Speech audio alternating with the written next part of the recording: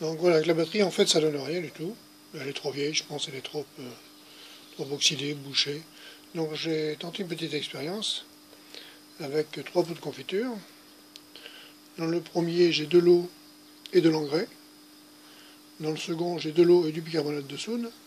Et dans le troisième, j'ai de l'eau, du bicarbonate de soude et de l'engrais. La même dose que dans le premier. Donc j'ai fait un petit montage un peu bizarre, mais bon, ça marche. Donc on va tester dans le premier bocal avec l'engrais. Donc on a une bonne réaction sur les deux.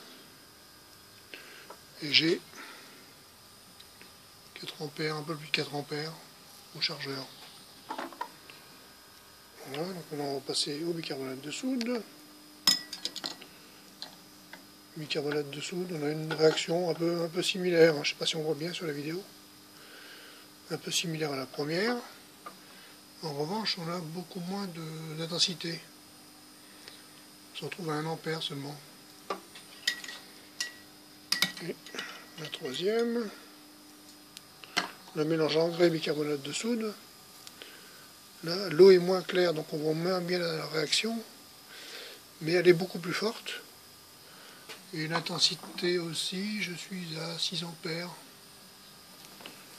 Voilà. Et là, il y a quand même une grosse réaction. Très importante.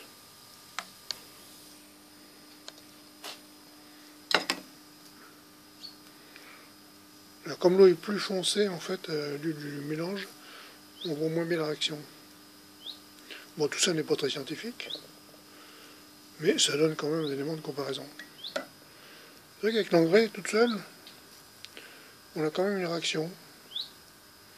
Alors qu'avec la batterie, j'avais rien du tout, j'avais aucune montée en ampérage. Alors que là, on a quand même une bonne réaction. Et là, il n'y a que de l'engrais. Hein. Il n'y a que de l'engrais, mais c'est pas énorme. Il n'y a que de l'engrais et j'ai pratiquement 6 ampères. Bicarbonate de soude. La réaction est quasiment aussi importante. En revanche, je consomme beaucoup moins de courant, je suis à 1 ampère. Et là, mélange engrais et bicarbonate de soude. Là, il y a une très grosse réaction. Et je suis aussi à 6 ampères. Pratiquement la même consommation qu'avec l'engrais seul. Voilà, à méditer.